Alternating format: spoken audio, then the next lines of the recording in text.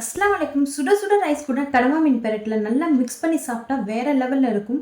இதுக்கு எந்த ஒரு கிரேவியும் தேவைப்படாது. இது ஒண்ணு இருந்தாலே போதும். கடவா மீன் பெரட்டல் எப்படி செய்யணும் பார்க்கலாம். பிரஷர் குக்கர்ல ஸ்குவிட்ட சேர்த்து இது கூட 1/2 டம்ளர் தண்ணி, மஞ்சள் தூள், தேவையான உப்பு சேர்த்து 3 விசில் விட்டு ஒரு சைடு வச்சுக்கோங்க. ஸ்குவிட்ட பிரஷர் குக்கர்ல வேக வச்சீங்கன்னா ரொம்ப நேரம் நின்று சமைக்கணும்னு அவசியம் இல்லை. கடிச்சு சாப்பிடும்போது நல்லா சாஃப்டா நல்லா பஞ்சு போல இருக்கும். இப்போ தாளிக்கிறதுக்கு கொஞ்சமா எண்ணெய், 1/2 டீஸ்பூன் சோம்பு, 4 மீடியம் சைஸ் வெங்காயம், கருவேப்பிலை சேர்த்து பொன்னிறமா வதங்கினதுக்கு அப்புறம் ஜிஞ்சர் கார்லிக் பேஸ்ட் சேர்த்துக்கோங்க. பச்சை வாடை போனதும் 1 மீடியம் சைஸ் தக்காளி சேர்த்துக்கோங்க. நல்லா மேஷ் ஆகிற அளவுக்கு நல்லா வதக்கி விட்டுக்கோங்க. உங்க காரத்துக்கு ஏற்ப மிளகாய் தூள், 1/2 டேபிள் ஸ்பூன் மல்லித்தூள், 1/2 டேபிள் ஸ்பூன் கரம் மசாலா சேர்த்து 2 நிமிஷத்துக்கு மசாலாவை வதக்கி விட்டுக்கோங்க. பிரஷர் ரிலீஸ் ஆனதுக்கு அப்புறம் வேக வச்ச ஸ்குவிட்டை சேர்த்து மீடியம் ஃப்ளேம்ல வச்சு 5 நிமிஷத்துக்கு ஒரு தடவை கிண்டி விட்டுக்கோங்க. மசாலாவோட ஸ்குவிட் ஒன்று சேர்ந்து தொக்கு பதத்துக்கு வரும். இந்த ஸ்டேஜில் கடைசியாக மிளகுத்தூள் சேர்த்து மிக்ஸ் பண்ணிட்டு கார்னிஷ்காக மல்லித்தலை சேர்த்து இறக்குனீங்கன்னா நல்ல வாய்க்கு ருசியா கடவா மீன் பெரட்டல் ரெடி. இது பார்க்கறதுக்கு மட்டும் இல்ல, சாப்பிட்றதுக்கே சூப்பரா இருக்கும். கண்டிப்பா ட்ரை பண்ணி பாருங்க. ட்ரை பண்ணிட்டு பிடிச்சிருந்தா லைக் பண்ணிக்கோங்க. மறக்காம ஷாஸ் கிச்சனை சப்ஸ்கிரைப் பண்ணிக்கோங்க.